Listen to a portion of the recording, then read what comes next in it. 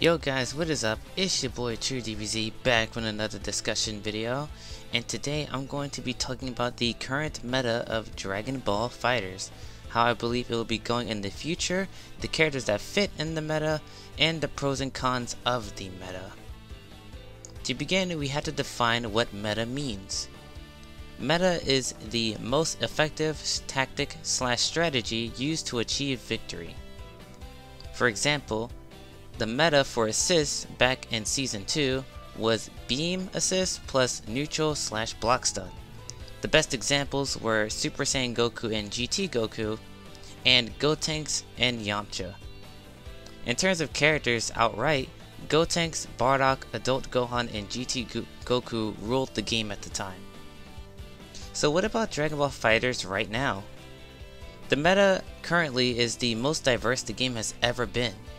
With new mechanics such as Special Tag, Limit Break, and EX moves costing only half a bar, it means a lot of characters in the game are strong and competitively viable. So if everyone is viable, then why am I making a video about it? Well, it comes down to a few pros and cons that I feel both make the game amazing and also very unsatisfying. Now before I go any deeper, I want to remind everybody that this is my opinion. Nothing after this point is factual, and all of it is based on my perspective and knowledge of Dragon Ball FighterZ and fighting games as a whole. If you don't agree with me, that's perfectly fine. I'd love to hear your feedback in the comments down below, and if you haven't already, press that like button and subscribe to the channel for more content in the future. So what are my pros and cons? Well, let's start off with the pros. Pro number one is that the meta is the most diverse I have ever seen in Dragon Ball FighterZ. Characters like Janemba, Zamasu, Super Saiyan Blue Goku and Vegeta, and of course, Super Saiyan Blue Vegito, Gogeta, and Android 17 have made their marks on the meta, and now the community really loves and plays these characters, which is amazing, and it leads to much more diverse representation than in other seasons. Pro number two is Special Tag changes how team building works. In usual team-based fighting games, most players go from the point, middle, and anchor position style of team. That method is very sound until characters die or are swapped out of order. Unless you're really good with the characters on their own, the stuff like this really messes with your game plan. But with Special Tag, you have the freedom to switch whenever you want without being in actual danger, as well as adding extra damage and mix-ups to the team, making it even more powerful. And pro number three, offense hasn't felt as strong and fair at the same time. Now just to be very clear, Season 1 and 2 had way better offenses than in Season 3 and onward, but in most cases they were either completely unfair unless you ran the meta yourself at the time, for example GT Goku's 4-way mixed Spirit Bomb, or make the opponent unavailable to play the game, for example the snapback meta, where you would constantly swap in your opponent's characters so they could never use their game plan. And when your opponent is swapped, they can't move, reflect, or call assists, so the game was practically over unless you yourself made a mistake and let your opponent out. But now in the current meta, most mix-ups comes from reflectable scenarios, so you have that to use to get out of these 50-50s, or they come from level 3s which requires meter. For example, Blue Vegeta's Rekka mix and Vegito's Vanish level 3 mix. So with these big and broad pros, what could possibly be wrong with most characters being good and using them together never feels like work? Well, let's get into the cons. Con number one, big buttons rule the game. Since neutral has been an aspect of fighting games most players have a difficulty finding out how to use, Arx's plan was to buff characters' normals so they can be stronger in neutral and as well in block strings and combos. But this creates a boring playstyle where players are just pressing big normals just to fish for hits rather than using movement or neutral based specials to close the gap or find a presence. It's very lackluster when most players that use Saiyan style characters are just pressing 5N full screen in hopes that it connects, and when it does, you lose 60% or more of your health due to a random hit. It's not entertaining to watch and or play against. Even my own main Krillin has an OD 5M and 5H, and when I'm backed into a corner, I just press 5M just to see what happens.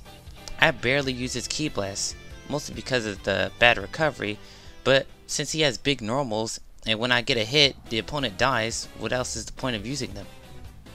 A character should have strong tools, yes, I agree, but not at the cost of removing or not using a majority of the character's kit. Con number 2. Some characters are still not strong enough. Now this issue isn't totally the community's fault, but it's still relevant to the meta discussion. Characters like Frieza, Yamcha, and Super Saiyan Vegeta are being left to the wayside because ArcSys doesn't understand what the characters need in this new age of Dragon Ball fighters. Or they buff things that don't matter / nerf things that don't need to be touched.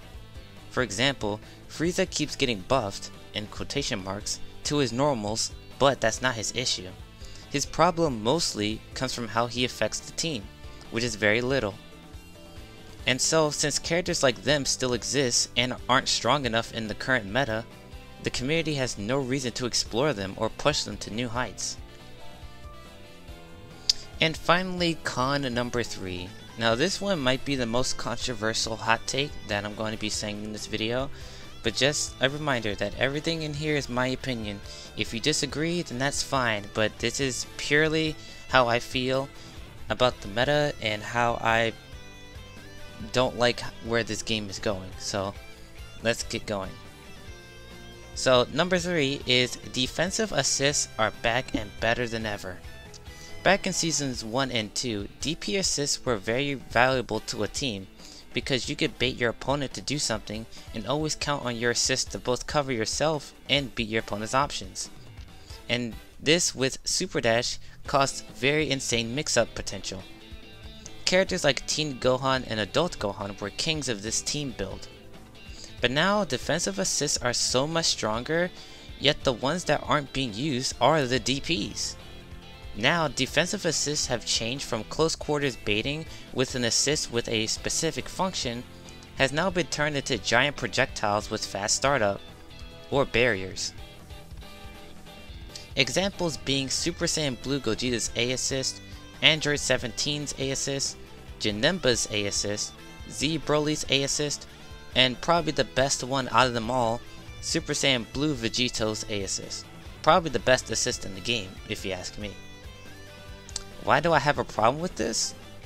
Well, it comes down to two things mostly: the hit stun and the big buttons on the characters. The hit stun on all these assists are way too high, and because of their fast startup, you can basically toss them out whenever you think you're in danger, and since most of the time players do things preemptively, not reactionary, then the hit stun will carry them to autocorrect, so if they mess up, then they can automatically combo off of it, leaving the opponent, and me, in a better state. Especially since there are assists that can't do the same thing. Not all characters are created equal when it comes to defensive assists, so characters that don't have this type of assist are being left to the wayside because they can't provide this defensive ability. Secondly, because everyone has big buttons now, being able to convert from a neutral / defensive state into an offensive state have never been easier than now. Playing defensively or using defensive assists are completely fine, but if they can control the screen, has OD hit stun, has fast startup, and in some cases has really good block stun, then I think that's just when it goes too far. Do I think these assists need to be nerfed? No, far from it. Characters can have strong assists and be strong themselves.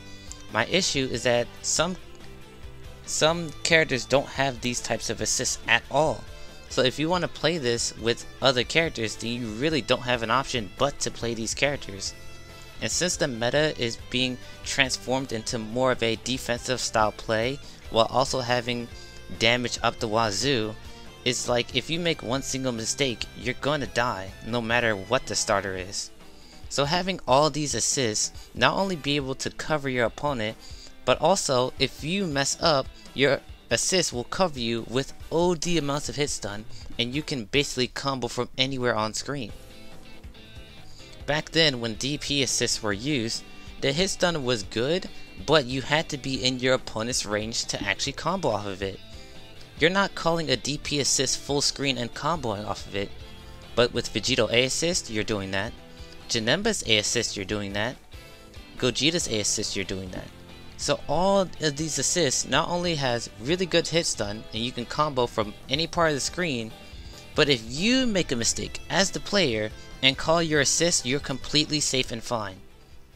The only counterplay to some of these assists is using Super Dash, because they are key blasts, like Janemba and Vegito's. But like I said, since the startup is so fast, most of the time you'll just get clipped just by jumping in neutral.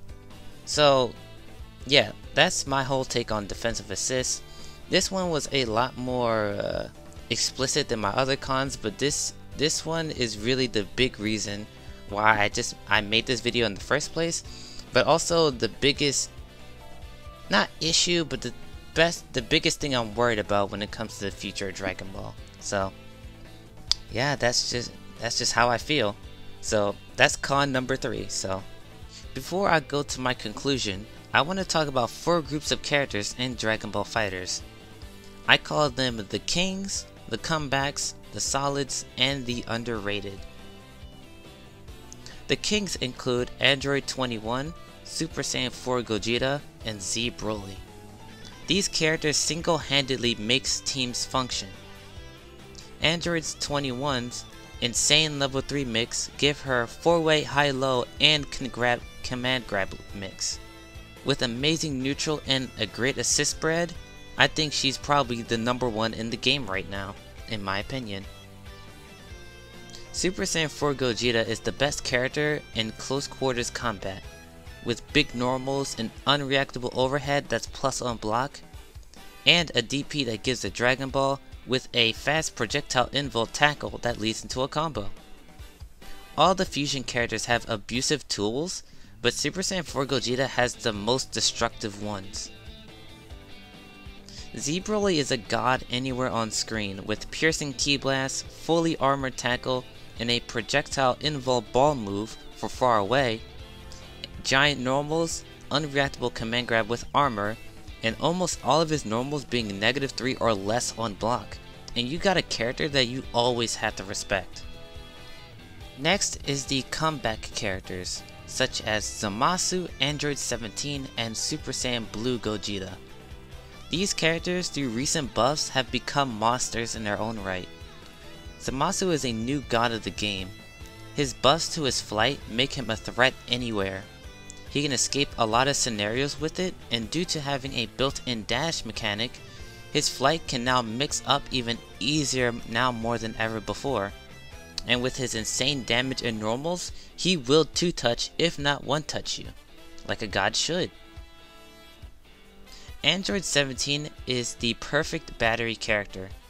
He has OD Ki Blast both in the air and the ground, he has Rekkas that has built-in mix and has head invul, and he has a top 3 assist in the game. If you're looking for a character to support and kill all who stand in their way, Android 17 is your boy. Super Saiyan Blue Gogeta is a nuke with long legs and stubby hands. Though his frame data isn't the best, his role as a mix-heavy damage dealer machine can't be glossed over, and he's one of the best at that role. His Rekka gives high-low mix, he has tons and tons of tools, including a DP where he chooses what side to send the opponent, and a fantastic assist spread, and Super Saiyan Blue Gogeta is a great character for any team.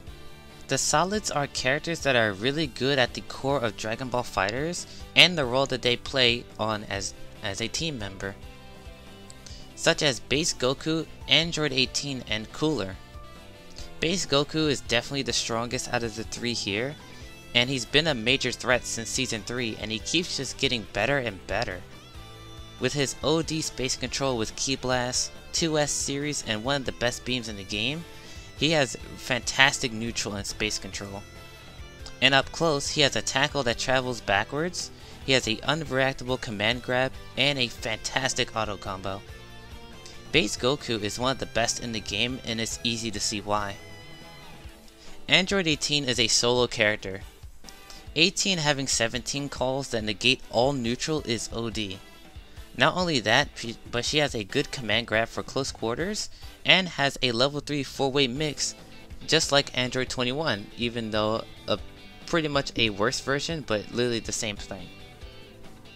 She is a solid top tier character that can operate on her own. Finally, Cooler is a great character at punishing bad button placements and has really good defense. His normals can give Z Broly and Vegito a run for their money. He has a normal that negates all projectiles, he has a great DP, and his level 3 is a counter that sets up into left-right mix. Cooler is a really good pick for people who want to play their own game. Finally, the underrated characters. These characters have great potential but just need a jumpstart in the competitive scene to show what they're really made of. These characters include GT Goku, Majin Buu, and Krillin. GT Goku is a shell of a character of what he used to be, but that doesn't make him weak. He is still a very strong character with really good EX moves for neutral, has really good combo damage due to his reverse Kamehameha combos, and his level 3 Spirit Bomb that leads into other combos and another level 3, which is Dragon Fist. Though his A assist is nerfed, it still covers a really good angle and has okay block stun. Though his shiny new assist, the B assist, is probably the best one he has. GT Goku had ruled the game at one point, but now since he's nerfed, he's just a lot more tame and not a bad character at all. Majin Buu has been a sleeper character for the longest time. Everyone says he's really good, but no one has taken him to the big leagues to show what he's really made of, mostly due to his odd normals and win condition. His win condition includes using Fat Toss and using restands for mix. He does this really well, but you need to play a team that fits that playstyle. But if you can make Majin Buu work, he will show you a new way of playing the game. And finally, the strongest Earthling, Krillin. He is a really solid Dragon Ball FighterZ character. Honestly, there's not much to say about him because he plays the core of Dragon Ball really well. If you know how to play Krillin, then you know how to play pretty much everybody else in the game. Krillin does have specific tech, and when it is used, he is a complete beast. He has clone mix that's plus on block, he has the best beam in the game, and has potential for the best level 3 mix in the game. He's probably the best support character in the game as well, with the ability to heal teammates with Senzu Bean, and has the best assist spread in the game. If you're looking for a character that's a really great support character and plays the core of Dragon Ball FighterZ well, Krillin is your best friend. In conclusion, this meta is very odd to say the least. Most of the Dragon Ball FighterZ metas have been pretty much one note.